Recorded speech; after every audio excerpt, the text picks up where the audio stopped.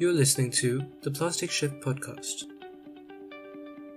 Welcome to the Plastic Shift Podcast. I'm Madhav Malhotra, one of the students at the Plastic Shift, and I'm reaching out to several experts working to solve issues with plastic pollution. This podcast showcases unique perspectives on this massive problem to identify what its most important aspects are. Today, I have the pleasure of being joined by Ana Silva, the co-founder and CEO of COMITATVS Group, a sustainable plastics trading company. Today's work involves connecting product producers with suppliers of alternative plastic materials, like recycled thermoplastics. I'm very excited to learn more about how the plastic trade is going, especially given our current state of disruptions with economic recessions, a pandemic, and so on. So thank you for joining me today. I am really looking forward to learning a lot more about your company's work and especially the status quo of all of the challenges going on here. But first of all, I'd love to just hear a little bit about who you are, your story, and how you got started with your work. First of all, thank you so much for having me on. Such an honor. I'm very excited to be here and talk about what we have planned for today. My background actually is not in plastics. I came to the plastics industry by chance. My family is originally from Brazil, and my father has a compounding plastics factory there. And when I was growing up, I did not think that I was going to ever work there or join that space. But I have always had a passion for strong social causes and sustainability. And so when I went to college, I studied international affairs. And originally, I wanted to go into the nonprofit space, but I wasn't thrilled with the pace of change in the nonprofit space. It's very slow, it's a very resource scarce. And so I decided to actually take a year and go to Brazil and work with my father there at his plastics compounding factory so I could reorganize my thoughts, really find my niche and what I wanted to do. And while working there, I saw a very big opportunity for the emerging market that is bioplastics, recycled plastics, just a demand for more sustainable materials. And I knew that because I was working at his compounding factory, I knew that a lot of the companies had trouble accessing these innovative materials, either because of price or because they just didn't know they existed, didn't have the right contacts. And so that's really where I was like, I can combine my passion for sustainability with something that will work and a need in the market supply chain. And that's when I came back to the US and in Massachusetts, and I opened COMITATVS Group. And that is what we do. We're connecting the supply chain from the suppliers of these sustainable, innovative plastics, and then the injection molders and compounders that are going to use them in their final product. Mm-hmm. And I think it's very interesting to hear about how you kind of noticed the state of the industry and some of the challenges that lie there, and then were able to formulate, how you might be able to take a place in that position and fill that niche in the industry. And to get started with the details of your work, I think it's really interesting to talk to a plastic supplier, which is something that we haven't done so far on this podcast. Right. Thinking about some of the details involved in your work, I'd love to hear about, first of all, when it comes to your clients, who are the types of businesses that you're working with?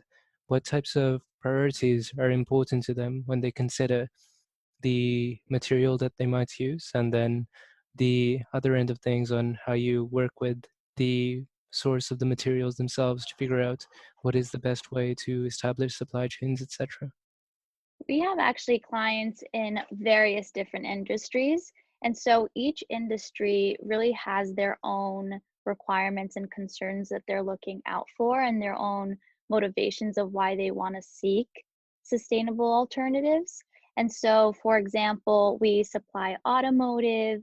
We also have clients in the food packaging space and in the beauty space.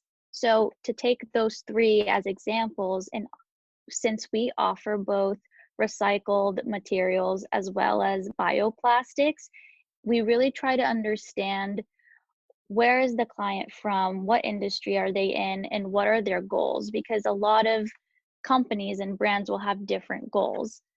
A lot of people come to me and they say, we really just want recycled material. We have a passion for saving the ocean and that cause. And so we want ocean bound plastics. And so my job is to really hear them out and listen to them and go source that material for ocean bound plastics. If they're telling me that this is what they want and this is what their cause is, then I wouldn't go and look for a bioplastic for them because that's not what they're looking for.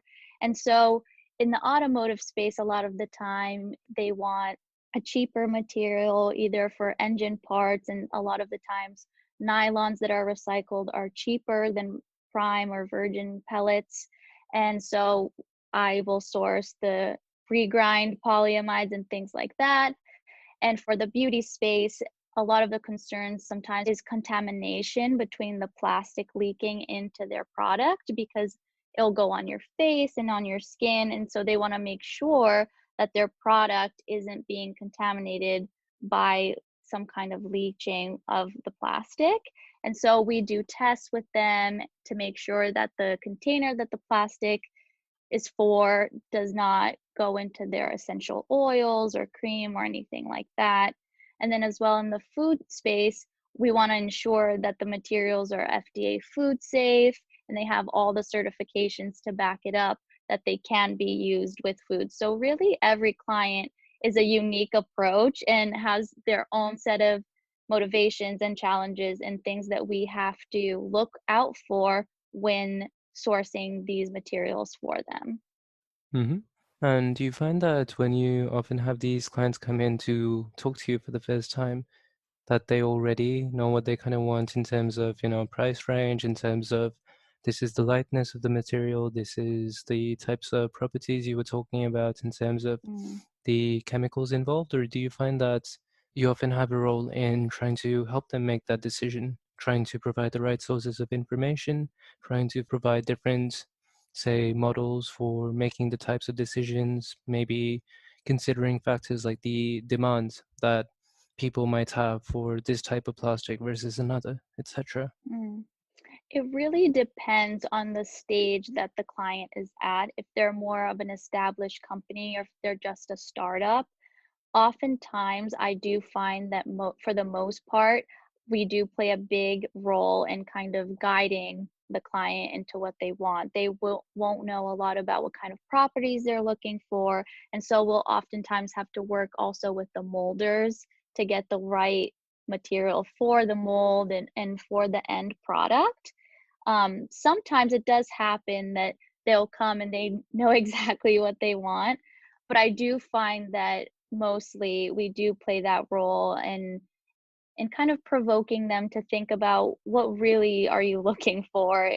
What's kind of the message that you want to be sending to your own customer base, and where does that fit into your cost? Because these are materials that right now, especially with the pandemic and COVID, are at a higher price point.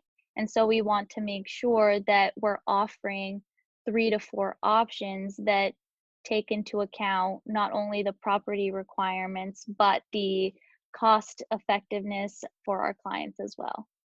Mm-hmm. And I think you really hit on a very major point of work on our end. I've been in Mm, freaking about the price gap right now because just like a few months ago, I believe in April, price of crude oil was literally negative. You can't compete with right. negatives. And the issue is like, especially in these times, I'm sure it's a challenging thing convincing companies to try and take on new expenses. And even though they might care about sustainability, it's hard in an economic recession to prioritize different needs, etc. How do you think your business has been affected by by these events? And then do you kind of hear about what product manufacturers are going through, the types of hard decisions they're making right now? Yeah, it has affected everyone in some capacity. I think there are a lot of plastic suppliers that were positioned better, suppliers that were supplying to medical supplies in the healthcare industry. And so those really took a boom. But if you were, in other spaces, I definitely felt a pause even within our own company. And so we definitely felt the effects there when, our clients stopped buying, we stopped buying, so we stopped purchasing from our suppliers. And so it does ripple effect. But I think also that in this pandemic, we're in a crisis. We're in an economic crisis, an equality crisis, an environmental crisis. And from crisis really is just another word for opportunity, right? It's an opportunity to kind of build better and rethink our systems and how we're operating. And so I do think even though the pricing for these bioplastics and sustainable alternatives has become less competitive in the short term, I do think there is greater demand of sustainability going into the future as restrictions loosen, because people are seeing, these are how my consumption is affecting the environment and everything. And even though people right now don't really have the purchasing power to buy more expensive products, everyone's trying to budget. I do think that value of trying to buy sustainable and live a more sustainable life is strong and will continue to strengthen and be present post pandemic. And so I do think that some parts too of the plastics industry, and because plastics is everywhere, right? We're in every industry. And so when I talk about plastics industry, I'm talking about the applications such as coffee capsules, which in the pandemic now has skyrocketed, right? Because everyone is at home making their own coffee. They're not going to their local coffee shop. They're buying more coffee capsules at home. And so what do you do with the coffee capsules after? So really bioplastics for coffee capsule applications has really taken off. So I do think that in some ways the pandemic has slowed and made a pause in some applications, but I really think it has been a launching ground for others. And I think it's really important for us to see what is here to permanently shift and what we can do better when we start going back to some type of normal. Mm-hmm. And on that note, we've been talking to some of the researchers that study this type of thing in terms of the economics of the situation, but in particular the incentives of different stakeholders involved. And just personally, one of the things I've been thinking about a lot is, given your position in the industry, it's kind of like you have to basically take on two burdens. You have to make sure that Mm. you have the networks with the right suppliers and have all the logistics and supply chain issues to to that. But then I think the even bigger issue, assumption here, just correct me if I'm wrong, is the demand side of things and making sure that, as you were saying earlier, you understand the needs and wants of your clients and what they're actually creating, the end products. And thinking about this, one of the things that I've been hypothesizing recently is one of the most important parts of being a source of materials for companies is to very tangibly be able to deliver the value of making a move to sustainable materials. And the reason I say that is, one, in terms of what you said, yes, people do demand sustainability, but which people and at what level and what are the trade offs associated there? And I think in some parts, a source of plastic materials would be able to generate a lot more demand if they were able to quantify these kinds of benefits for companies themselves. And even more so than that, it's like you can have even greater power by not just quantifying these positive benefits, but more so thinking about how to shape messaging in a way to amplify the pains that companies are going through. One hypothesis that I've been working with at another company that we were talking to was to think about a way of framing the problem as a problem of, there is more and more price competition in the world, especially right now, with falling prices for different materials. But the thing is, you definitely know you can't compete on price, especially on a global scale. So say we were thinking about a major company, like a global company at this point, it's like the messaging to get them to invest in plastics isn't to tell them about all of the sustainability benefits, but to tell them, on a global scale, there's no way you're competing on price. So there's some other way that you have to be able to differentiate your product. These are just some of the hypotheses that I've been thinking about. I'd love to Sure. hear about what your company is doing to get through the pandemic and then focus on the opportunities in terms of the tangible actions you can take to get more companies interested in buying plastics, sustainable ones. Sure, I think you're completely correct, and it's very interesting hypothesis that you bring up because it is something that we think about, and we really try to focus on the bigger picture of the circularity of plastics. And I think when you really think about it in that way and in shifting to a circular economy, whether it be with recycled plastics or bioplastics, you see that there are benefits for every stakeholder involved and not only at a price level, but in every level. And so, actually, an interesting talk I recently participated in was Circularity 2020 conference. And, what they brought up is that for every C-level member, there's a benefit, right, to pushing for a circular economy in the plastic space. For your CFO, in today's time, sustainability is profitability, right? Even in the pandemic, people who can, they want to buy sustainable products. And as they gain more money, as they start, to go back to their normal lives, regain their jobs, they're looking to vote with their wallet. They're looking to purchase these materials. And for your CMO, your chief marketing officer, you're really building out that sustainability image, right? You're enticing people with the product that you have that is good for not only the consumer but the planet and whatever their value prop is. For the chief innovation officer, I think circularity really inspires new designs, new ways of thinking and designing products, so it's very interesting for them as well. And for partnerships, it really builds new partnerships because it is really everyone's problem. It takes everyone to come together and remake the system. And I think that's where legislation is really important to promote these kind of materials and to push them forward, to make recycling infrastructure better, to make bioplastic manufacturing cheaper and these products more accessible to companies so that they can switch to them. And so really in the whole scheme of things, it's really interesting for every stakeholder to invest in this and kind of push forward with the circularity of plastics. hmm And I'd like to push you a bit further on this point in terms of the specifics of what a company like yours can actually do about this kind of messaging. So, for instance, in like a sales pitch, you might talk about this, but is it that you're actually sourcing the right data to present to clients to figure out how do we hook people in to actually show these benefits?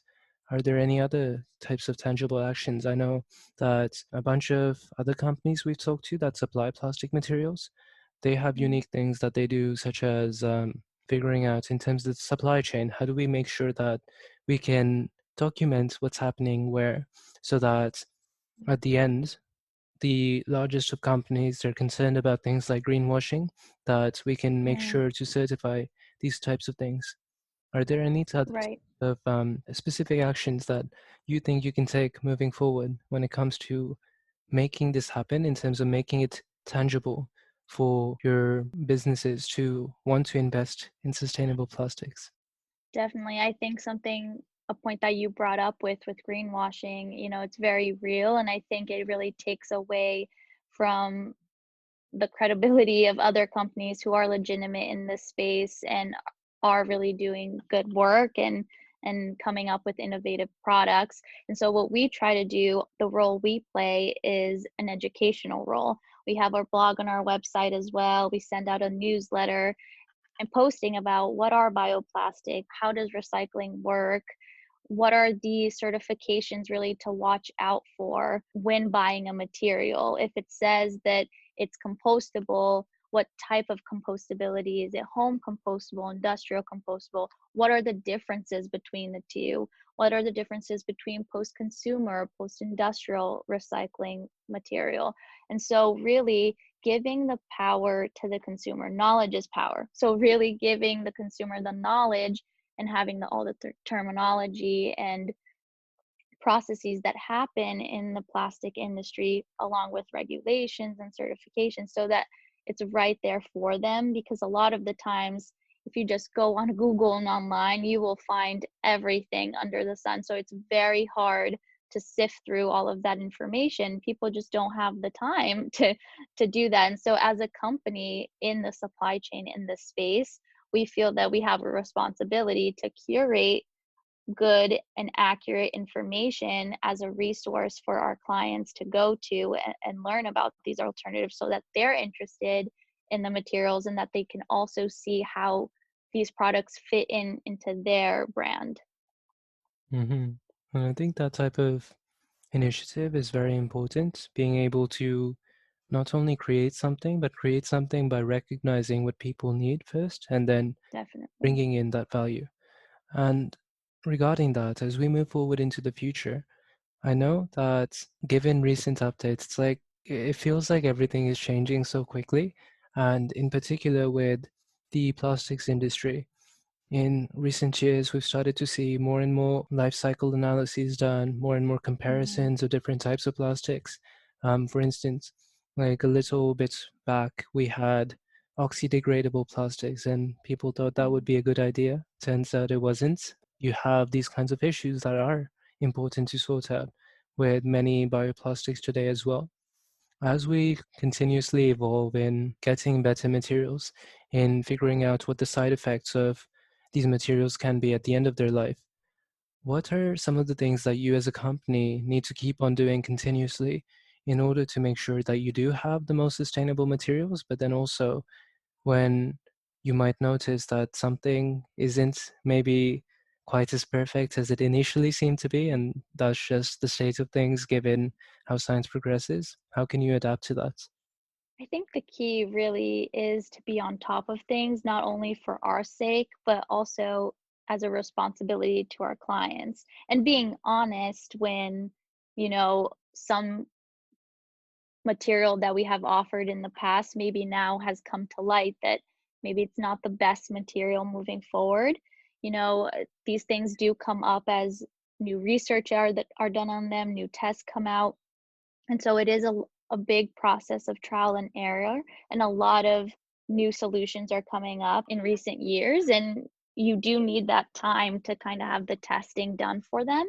And so really making sure that we are aware of all the new materials and innovations that are coming out, so that we can have a big portfolio of solutions to offer to the client, but also making sure that we're following these innovations to make sure, is this really sustainable? Is this really, if a life cycle analysis comes out, is this really what we're looking for? Is this really something we want to put our name behind?